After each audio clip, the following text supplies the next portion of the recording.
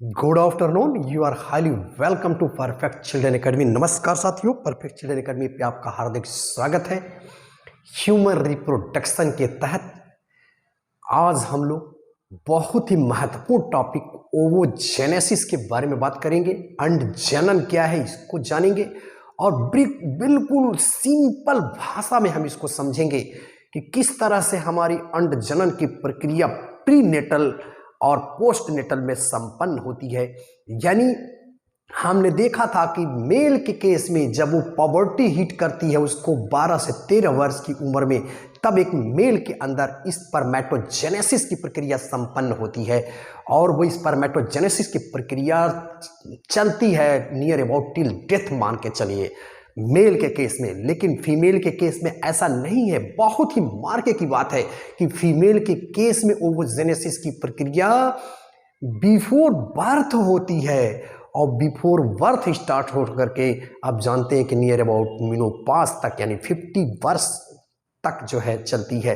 तो ये ओवोजेनेसिस क्या है और कैसे ये प्रक्रिया संपन्न होती है एक फीमेल के बॉडी के अंदर, आज हम लोग इसको बिल्कुल सिंपल वे में समझेंगे और ट्रिकली समझेंगे जो आपके बिल्कुल दिमाग में सेट होने वाला है।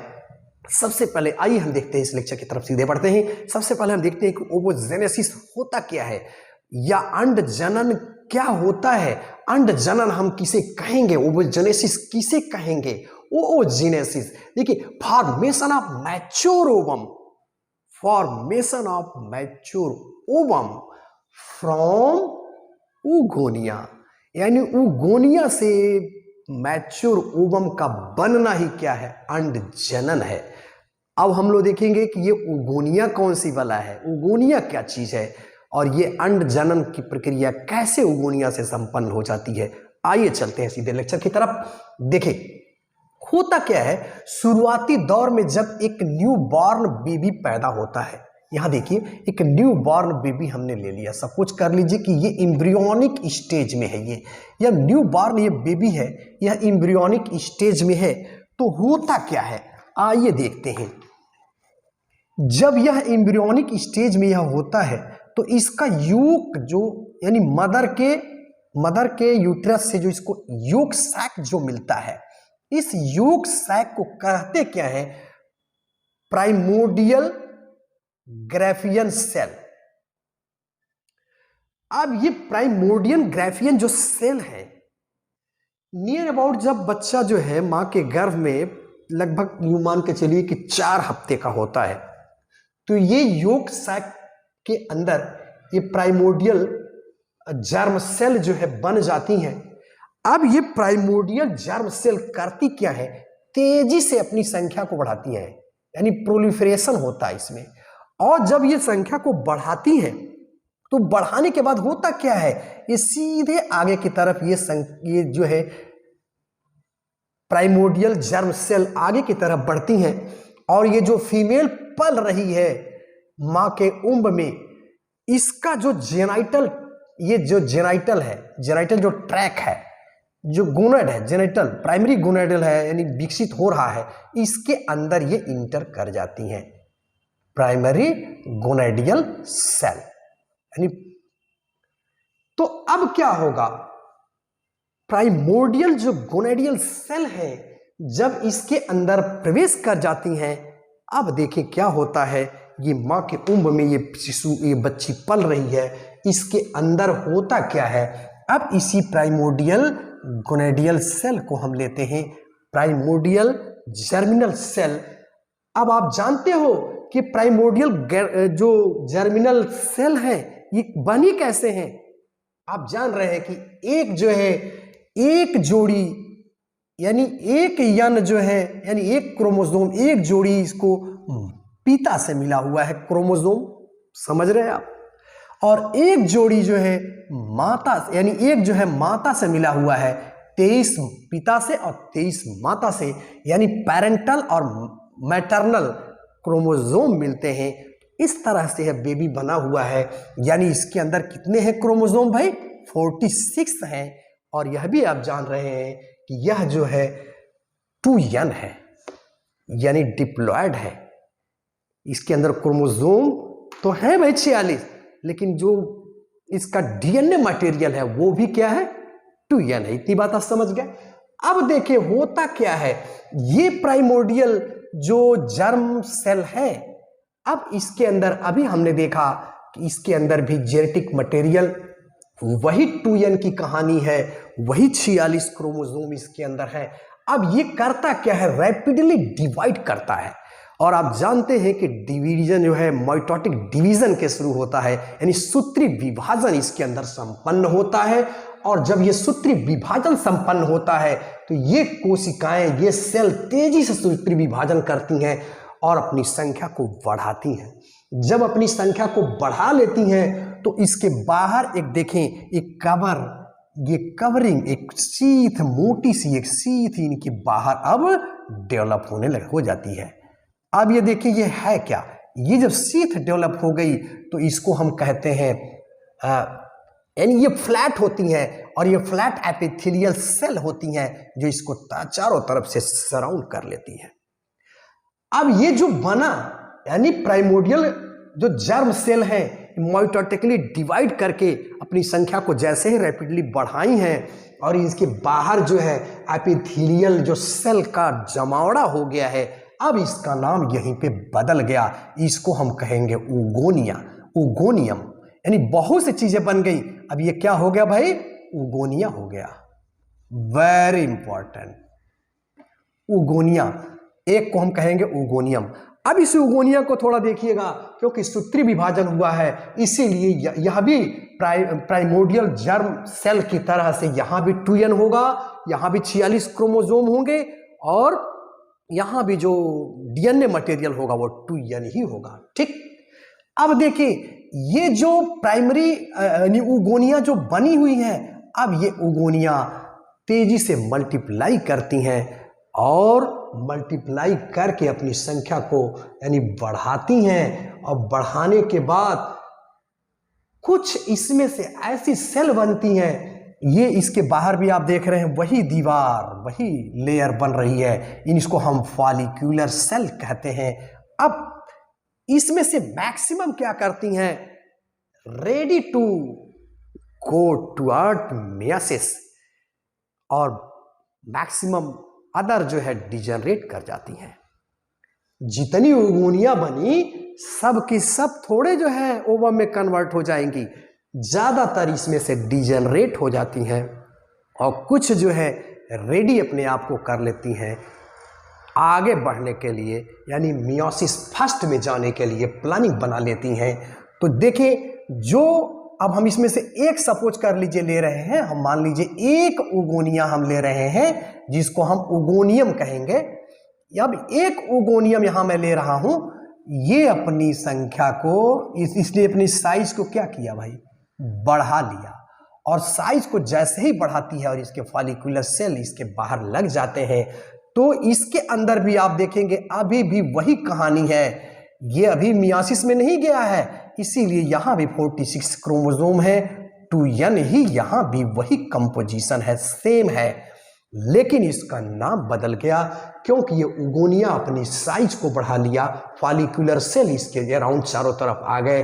अब यही ओगोनिया जब अपनी साइज को बढ़ाई है, जो ready to enter in meiosis first, जो मियोसिस फर्स्ट में रेडी करने के तैयार है इंटर करने के लिए, तो इसको हम कहेंगे very important primary oocyte. Very important, याद रखिएगा, इसको हम कहेंगे प्राइमरी ओसाइट।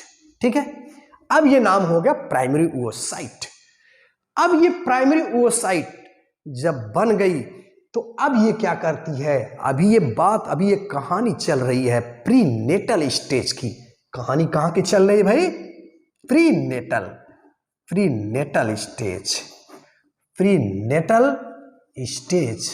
यानी जब एक बच्ची जो है अपनी माँ के गर्भ में पल रही है, अभी उसकी पैदाइश नहीं हुई है, तब की कहानी ये चल रही है। तो ये प्राइमरी oocyte बन गई। अब ये प्राइमरी oocyte जब बन गई तो ये मियासिस की प्रक्रिया के अंदर घुस जाती है, और आप जानते हैं कि मियासिस फर्स्ट में डीएनए का रिप्लिकेशन होता है। तो यहां इसके डीएनए का रिप्लिकेशन होगा और क्रोमोसोम का डुप्लीकेशन होगा। तो जब ये प्रक्रिया सब शुरू कर देती है तो आप जानते हैं कि मियासिस 2 चरणों में पूरा होती है, मियासिस फर्स्ट और मियासिस सेकंड। जब मियासिस फर्स्ट की ये प्रोफेज स्टेज है, प्रोफेज स्टेज जब ये चालू कर देती है, शुरू कर देती है, अपने विकास को आगे की तरफ बढ़ाती है, तो आप जानते हैं कि प्रोफेज, मेटाफेज, एनाफेज, टीलोफेज, और उसमें भी आप जानते हो कि जाइगोटीन, पैचिस्टीन, लिप्टोटीन, डिप्लोटीन, इस तरह से स्टेजेस हैं। तो अब उसका जब ये आगे की तरफ बढ़ती है तो ये तुरंत अब बहुत आगे नहीं बढ़ पाती।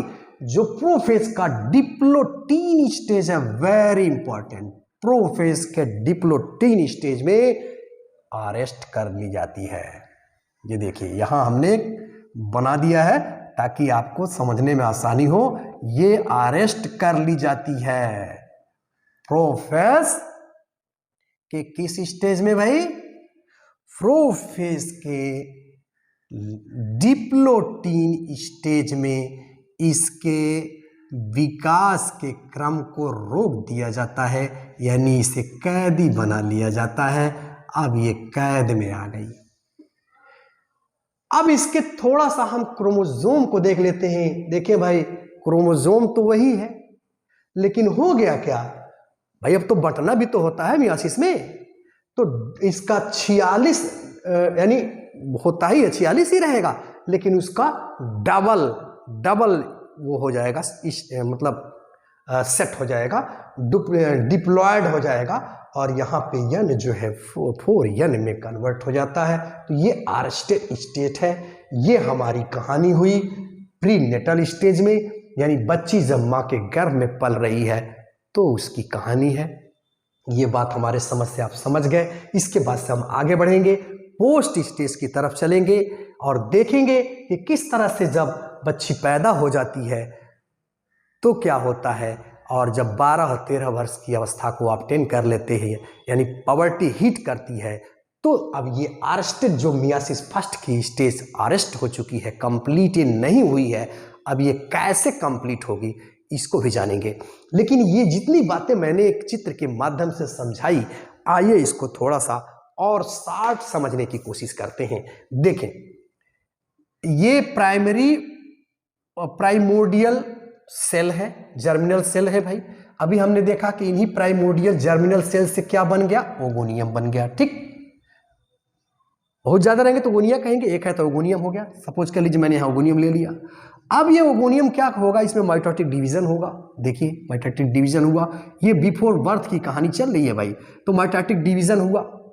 अब माइटोटिक डिवीजन के बाद ये जो सेल है, कुछ सेल, सब के सब नहीं, कुछ सेल क्या करेंगी? अपने आप को डिफरेंशिएट करेंगी, रैपिडली जो है अपने आप साइज को बढ़ाएंगी, और जैसे ही डिफरेंशिएट करेंगी तो वो अभी हमने आपको बताया कि ओगोनियम डिफरेंशिएट करके किस में बदल जाती हैं? प्राइमरी oocyte में बदल जाती है। सपोज कर लीजिए कि ये हमारी एक ओगोनियम डिफरेंशिएट करके ये प्राइमरी oocyte में बदल गई। अब ये जो प्राइमरी oocyte में जैसे ही आती है तो मियासिस फर्स्ट यहाँ स्टार्ट हो जाती है, लेकिन प्रोफेज के यानी मियासिस फर्स्ट के प्रोफेज के डिप्लोटीन स्टेज में इसको चेकअप कर दिया जाता है, अरेस्ट कर लिया जाता है। ये बात है। ठीक, अब जब अरेस्ट हो जाती है तो धीरे धीरे समय बीतता चला जाता है। उसके बाद से क्या होता है? इस बच्ची का जन्म हो जाता है।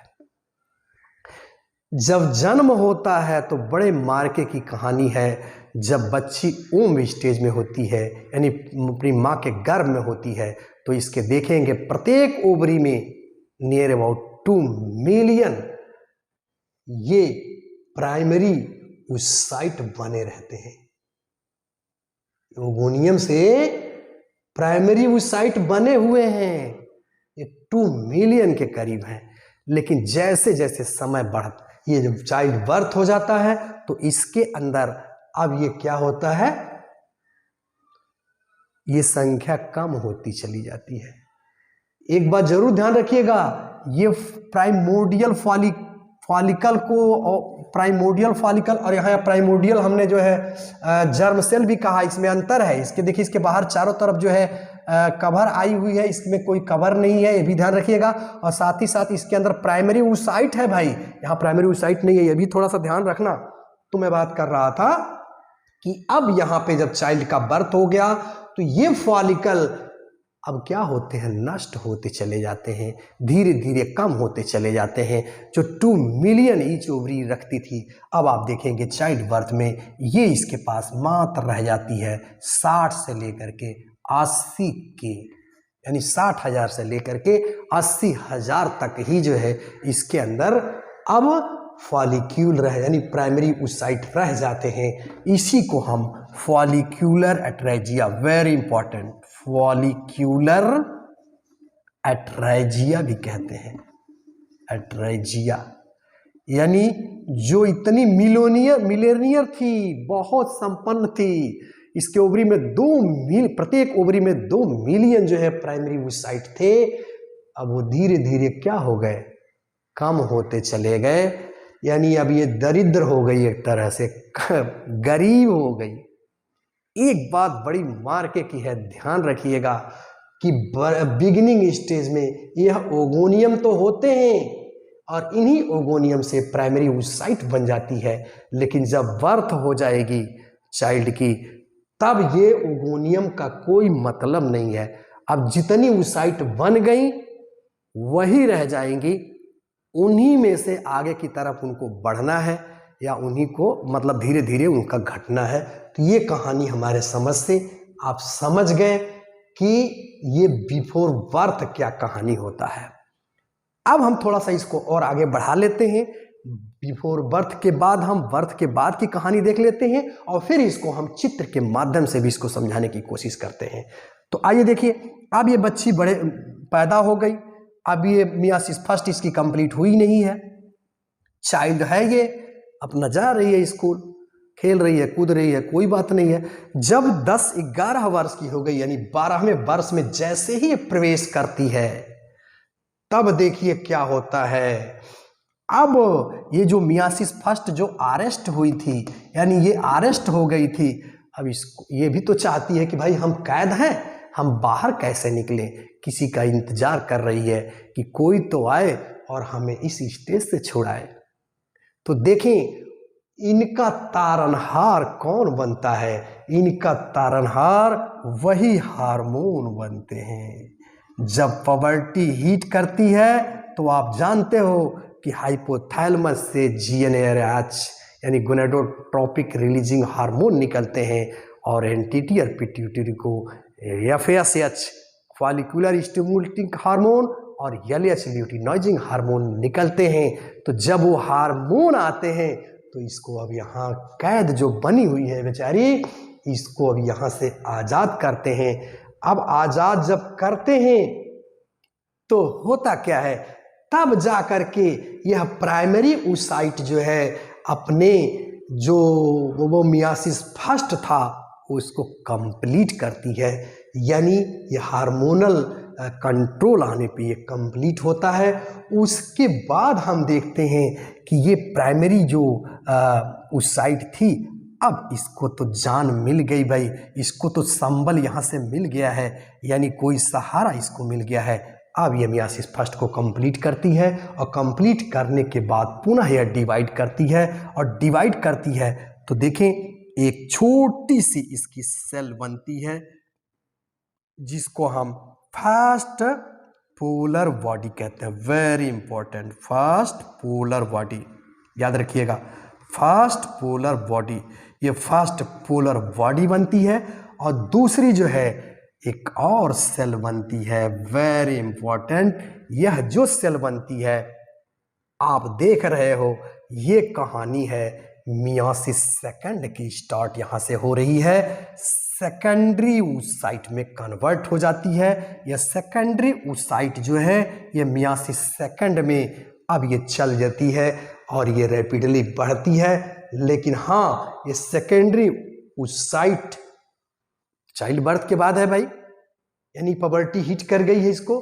अब ये सेकेंडरी oocyte भी जो है मियासिस सेकंड को कंप्लीट करने की कोशिश करती है लेकिन कंप्लीट नहीं कर पाती है, ये अरेस्ट कर ली जाती है।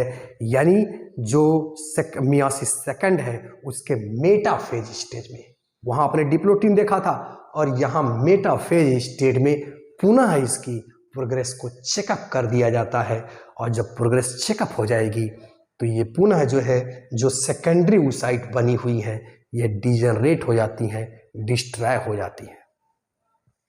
अगर इनको अपनी कहानी को आगे बढ़ाना है, मियोसिस सेकेंड को कंप्लीट करना है, तो स्पर्म का मिलन इनसे होना जरूरी है। अगर स्पर्म इनसे नहीं मिलेंगे तो ये मियोसिस सेकेंड इनकी कंप्लीट नहीं हो पाएगी। सपोज कर लीजिए कि इसको स्पर्म, अब हम मान लेते हैं कि ये जो हमारी सेकेंडरी oocyte है, अब इसको स्पर्म मिल गए। हुआ क्या?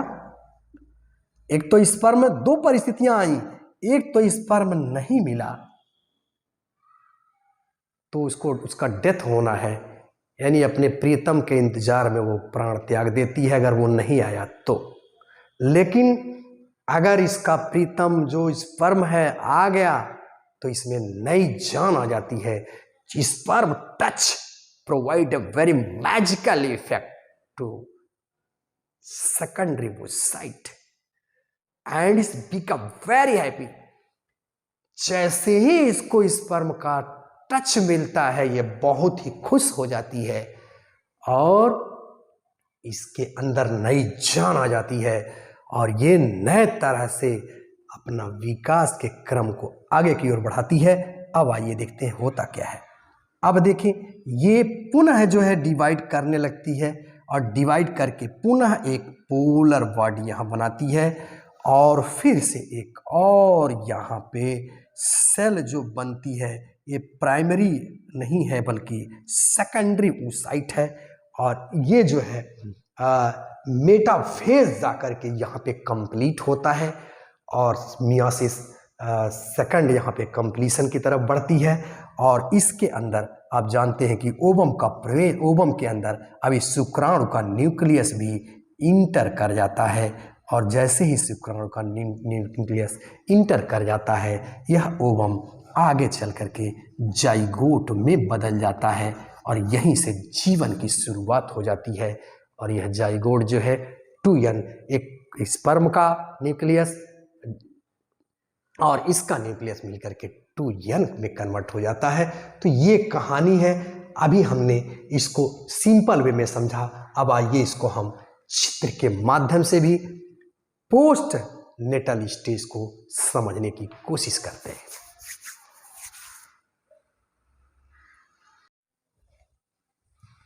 अब आइए प्री नेटल के बाद हम लोग पोस्ट नेटल को देखते हैं।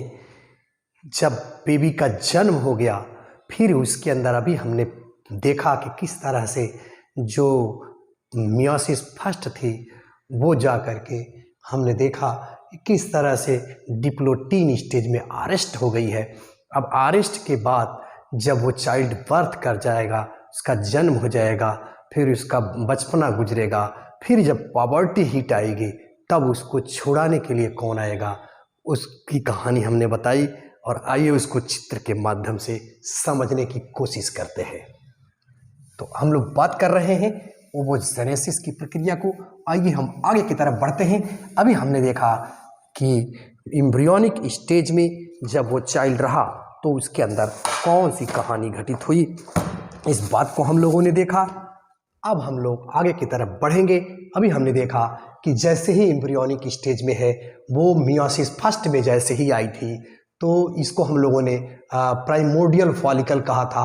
अब ये बेचारी जो है आकर के अरेस्ट हो गई है, यानी गिरफ्तार कर लिया गया है इसको मियोसिस फर्स्ट के, यानी प्रोफेज का जो डिप्लोटीन स्टेज था उसी में इसको चेकअप कर दिया गया है ग्रोथ को। अब ऐसे करते ही जो है धीरे धीरे समय बढ़ता जाएगा आगे की तरफ और ये चाइल्ड का क्या हो जाएगा, बर्थ हो जाएगा, इसका जन्म हो जाएगा। जब ये जन्म हो जाएगा तो अभी हमने देखा कि ये जो फॉलिक्यूल थे यानी वो धीरे धीरे अब बहुत से जो 2 मिलियन में थे वो घटते चले जाते हैं और एट द लास्ट जो है 60 से लेकर के 80,000 तक ये प्राइमरी फॉलिक्यूल उसके अंदर पाए जाते हैं। अब उन्हीं से आगे विकास की तरफ बढ़ना है। अब हम लोग आगे की तरफ बढ़ते हैं। अब देखिए यहाँ जब उसको पॉवर्टी हीट करती है तो क्या होता है। अब यहाँ से हम आगे की कहानी आगे ले चल रहे हैं अब हम देख रहे हैं कि ये अरेस्ट जब हो जाता है तो अरेस्ट के बाद अगली स्टेज आती है जब पॉवर्टी हिट करती है। तो यानी जो युवावस्था में, यौनावस्था में जब वो फीमेल पहुंचती है तो क्या होता है, अब देखें इसका मार्ग प्रशस्त होता है, यानी इसको वह स्वतंत्र कराता है।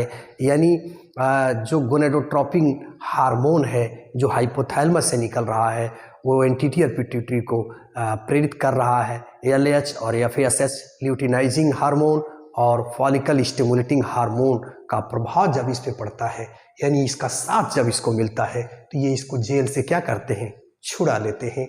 अब देखें जैसे ही जेल से छुड़ाते हैं तो होता क्या है, आगे की कहानी देखते हैं। देखिए यही अब इसको हमने आगे लिया है, यहाँ से हमारी है क्यूबॉइडल सेल। क्या है भाई, ये हमारी है क्यूबा। अब ये सेल क्या हो जाती हैं, धीरे धीरे क्यूबॉइडल हो जाती हैं और क्यूबॉइडल होने के साथ ही साथ इसको हम अब कहेंगे ग्रोविंग फॉलिकल। अब ये फॉलिकल क्या करती हैं, ग्रो करने लगती हैं। और आप जानते हो ये ग्रेनुलोसा की ये लेयर जो है, फॉलिकुलर ग्रेनुलोसा के लेयर इसके चारों तरफ घेर लेती है और एक और ये थिकनिंग इसके ऊपर जो है ये जमा होने लगती है। इस तरह से हम देखते हैं ये जिसको हम थीका कहते हैं। अब ये आगे की तरफ ग्रो करती है, बढ़ती है और ये जब ग्रो करती है तो देखें क्या होता है। अब इसको हम प्राइमरी फॉलिकल कहेंगे। अभी तक हम लोगों ने इसको प्राइमोर्डियल फॉलिकल कहा था। अब ये प्राइमोर्डियल फॉलिकल जो है जब पॉवर्टी हीट की है तो ये रैपिडली ग्रो कर रही है, इनके साइज कब बढ़ रहा है तो इसको हम कहेंगे प्राइमरी फॉलिकल। और इसके अंदर आप जान रहे हैं कि प्राइमरी वो साइट है, ये हमारी है प्राइमरी फॉलिकल। अब प्राइमरी फॉलिकल के अंदर कुछ चेंजेज आते हैं, आइए देखते हैं वो कौन चीज आते हैं। इस प्राइमरी फॉलिकल के बाहर जो है एक और लेयर आकर के जमा हो जाती है, यहाँ देखिए, जिसे हम जोना पैलिसीडा के नाम से जानते हैं, जोना पैलिसीडा। ठीक, इसके बाद ये जोना पैलिसीडा ये कैसे सिक्रीट हुई है, ये जो हमारी प्राइमरी फॉलिकल है इसने ग्लाइकोप्रोटीन को सिक्रीट किया है। और इधर जो है हमारी ये जो सेल है जो हम देख रहे हैं इन्होंने भी जो है सिक्रीट किया है। तो इस तरह से यह बनी हुई है जोना पैलिसीडा। अब देखिए आगे की तरफ जैसे ही हम बढ़ते हैं तो ये जब आगे की तरफ बढ़ते हैं, ये अभी मियासिस फर्स्ट की कहानी वहाँ आपने देखा था कि वहाँ कंप्लीट हो रही शुरू हुई है। और यहाँ जब हम आते हैं तो देखिए अब फिर ये प्रोलिफरेट करती है और प्रोलिफरेट करने के बाद इसकी साइज देखिए बढ़ती चली जाती है। अब इसके बाहर जोना पैलिसीडा है, फिर आप देख रहे हैं कि ग्राफियन फॉलिकल है।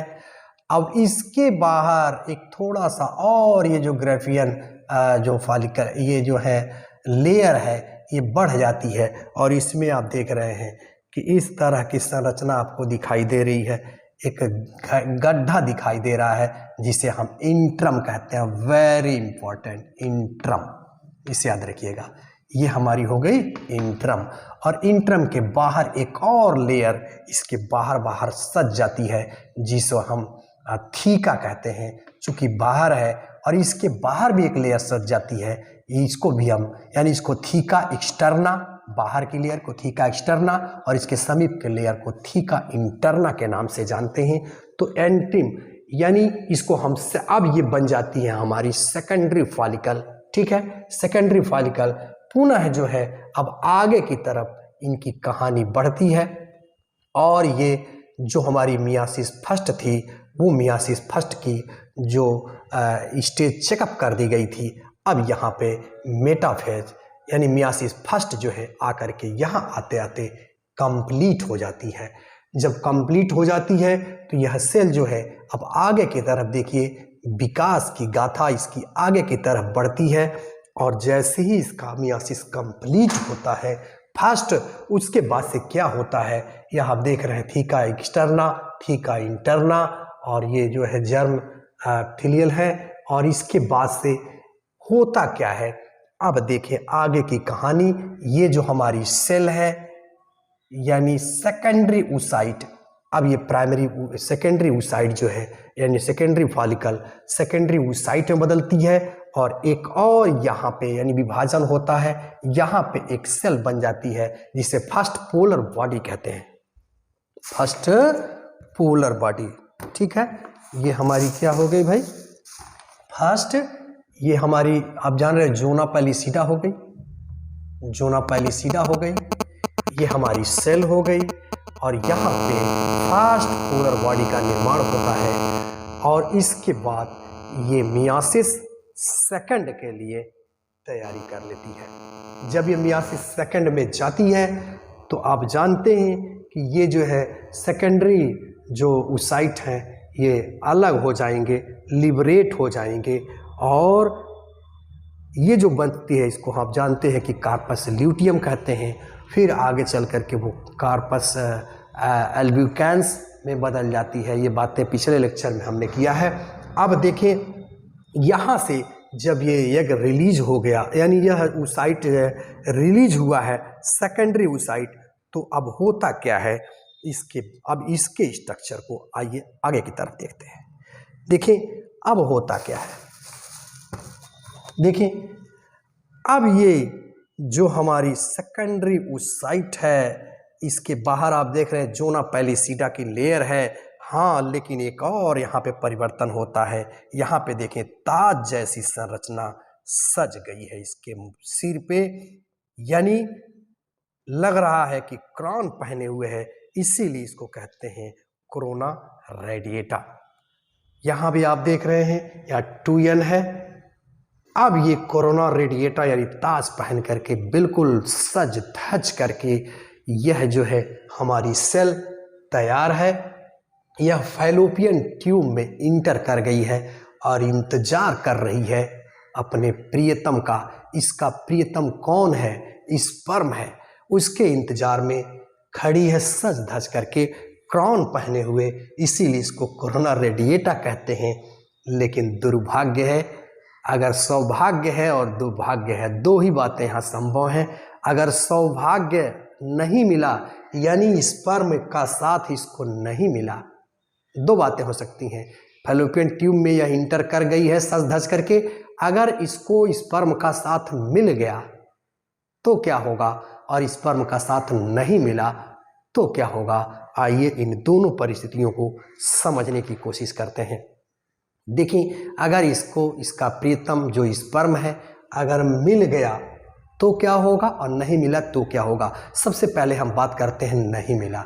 सपोज कर लीजिए ये सज धज की यहाँ खड़ी है और इसका स्पर्म यहाँ नहीं आया, स्पर्म का मिलन नहीं हुआ, तो उसके वियोग में यह 24 से लेकर के 48 घंटे के अंदर डेथ हो जाती है, मृत्यु हो जाती है और ये मृत प्राय होकर के आप जानते हैं कि मेंस्ट्रुएशन साइकिल के थ्रू बाहर निकल जाती है।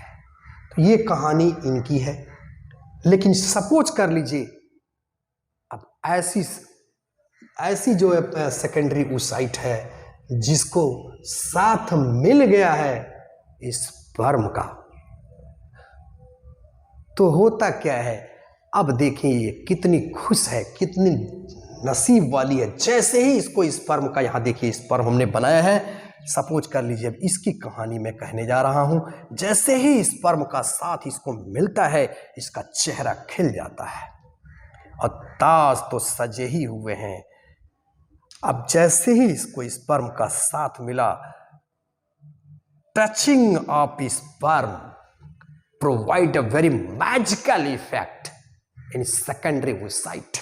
सेकेंडरी oocyte को एक मैजिकल इफेक्ट मिलता है और इसका चेहरा खिल जाता है, बिल्कुल खुश हो जाती है।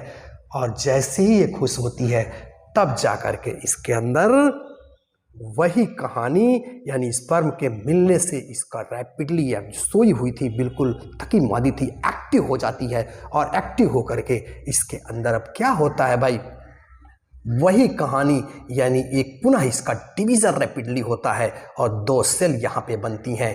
एक जो है वही पोलर बॉडी यहाँ पे बनती है और ये नेक्स्ट सेल बनती है जिसको हम मैच्योर ओवम कहते हैं। अब ये मैच्योर ओवम के अंदर ये मैच्योर ओवम है हमारा।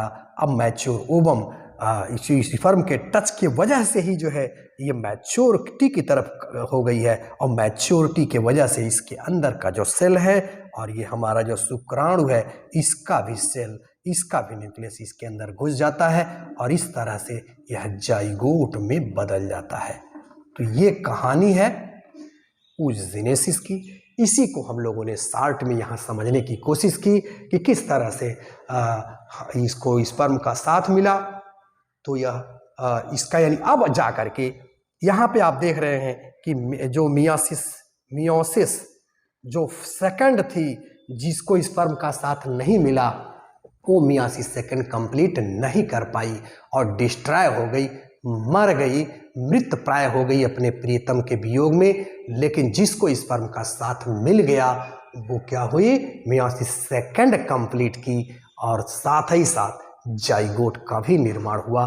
तो इस तरह से हम देख रहे हैं कि एक ओवम का भविष्य जो है वो स्पर्म पे निर्भर है। अगर स्पर्म आता है तो वो अपने मियोसिस सेकंड को कंप्लीट करती है और जाइगोट बनता है। अगर नहीं आता है तो वो डेड हो जाती है, यानी उसका मियोसिस सेकंड कंप्लीट नहीं होता है।